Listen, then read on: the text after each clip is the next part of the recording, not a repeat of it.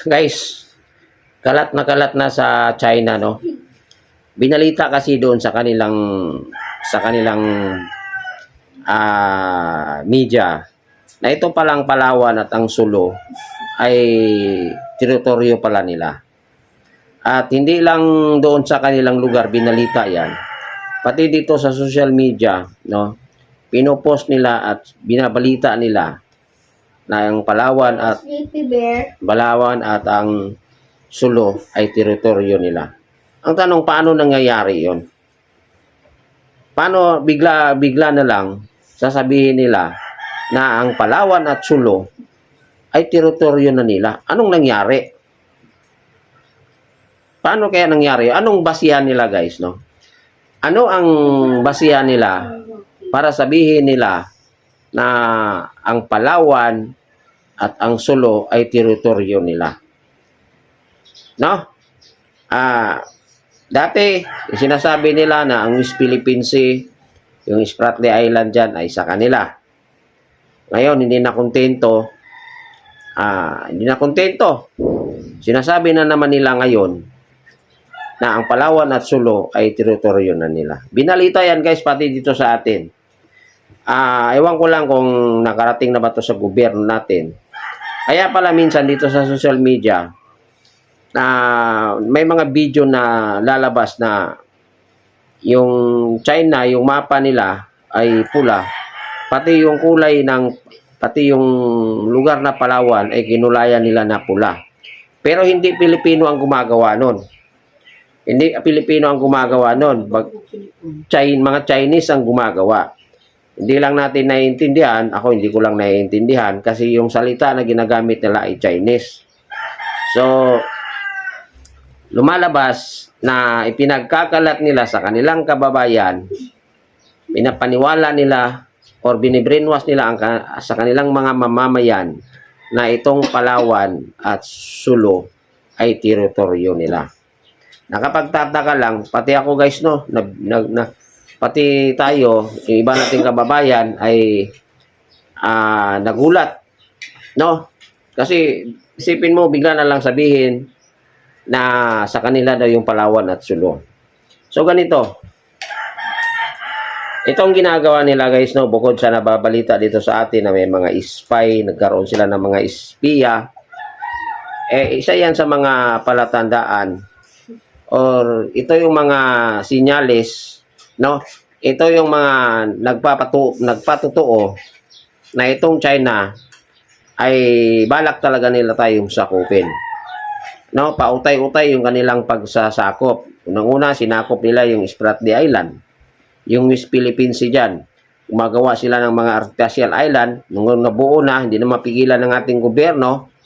At yung mga panahon na yun, hindi pinapansin ng ating gobyerno yung kanilang ginagawa dyan sa West Philippine Sea. Ngayong nakumpleto na siya, so mahirap na. At totaling inaangkin na talaga nila at ginawa nila ng pangalan yung mga lugar na yan. Ngayon na naman, ang Palawan na naman. No? Ano kaya ang kanilang basihan? Ano ang kanilang dahilan para sabihin nila na ang Palawan ay teritoryo nila? Which is, matagal na panahon na mga Pilipino ang nakatira dyan. Mayroon na nga tayong gobernador dyan, mayroon tayong mayor, mga kapitan, mayroon tayo dyan, no? Mayroon na din tayong mga base militar dyan. Pero ngayon, bigla na lang nilang sabihin na ang Palawan ay teritoryo nila. Kung totoong teritoryo nila, bakit dapat ang nakatira sa lugar na yan? Mga Chinese, hindi mga Pilipino. Kung kailan naman yung ibang mga taga-Palawinyo ay tumanda na dyan sa lugar na yan, nagkaapo na yung iba, sa kanila sabihin na ang Palawan ay sa kanila. Mukhang hindi maganda yata yung pinagsasabi nila, no? So, kung yan ang paniniwala nila or yan ang sasabihin nila na yung Palawan na yan ay teritoryo nila at binabalita sa kanilang lugar, no, pinapaniniwala nila ang kanilang mamamayan na yung Palawan at Sulu na yan ay kanilang teritoryo, no? Malamang sa malamang no? Talagang balak talaga nilang sakupin tayo, no? Kasi porket hindi tayo makapalag sa kanila or porket walang bansa na pwedeng pumalag sa kanila dahil napakalakas ng kanilang military power, eh basta-basta na lang nila sasabihin sa atin, basta-basta na silang maglabas ng balita, basta-basta na silang magpakalat ng balita, hindi lang sa mamamayan nila, pati dito sa ating mga Pilipino, at sasabihin nila na itong Palawan ay teritoryo nila. Ayon, tanungin ko kayo, payag ba kayo na ang Palawan ay teritoryo nila? Bilang isang Pilipino, hindi ako papayag, no? Hindi tayo papayag. Kung hindi ako papayag na wala ako sa Palawan, mas lalo na yung mga Palawinyo. No? Maraming nagulat, maraming nagtataka. No? At binabalita yan dito sa social media.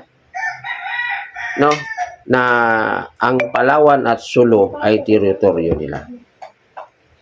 Siguro, kaya nila angkinin yan kasi mayroon silang nakikita dyan na pakipakinabangan nila. Guys, unang-una, yung lugar na yan, yung dagat na yan, sa ilalim ng dagat na yan, mayroong mga uwil, mga langis na naka-impact dyan. Kaya, basta-basta na lang nila sabihin, no, ipamukha sa atin at ipamukha sa kanilang mga mamamayan na yung Palawan at Sulu na yan ay teritoryo nila. No?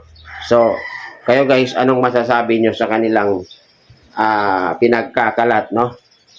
Binibinwas nila ang kanilang mamamayan na ang Palawan at Sulu ay teritoryo nila para kakampihan sila ng kanilang mga mamamayan.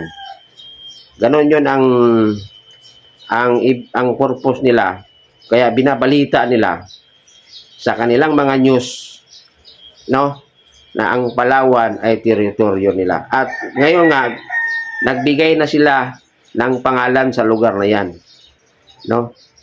Ikinalat nila sa kanilang news na itong Palawan, ganito ang pangalan sa kanilang lugar. Sa kanila. Kaya, sa mga taga Palawinyo, kung kukunin nila yung Palawan na yan, eh, good luck sa inyo. Kasi kayo ang unang maapektuhan yan. No? So, guys, wag tayong basta-basta maniwala or wag tayong papayag na kukunin nila ang Palawan. Dahil ngayon pa lang, binabalita nila at naglabas sila ng mga mapa na ang Palawan ay teritoryo nila. No? Hindi lang ako ang nagsasabi niyan, bagkos napabalita na rin yan dito sa atin. No? Binalita yan dito sa atin na yun nga, ang Palawan at Sulu ay teritoryo daw ng China. Sinabi ng China na yung Palawan ay sa kanila daw, teritoryo raw nila. No, nakakagulat. Pati ako nabigla sa kanilang sinasabi. Itatanong ko paano kaya, ano nangyari? At ano ang mabigat nilang dahilan o basihan para sabihin nila na ang Palawan ay teritoryo nila. Sa tingin nyo guys, anong masasabi nyo sa mga pinagsasabi nila na bigla na lang naging teritoryo nila ang Palawan at Sulu?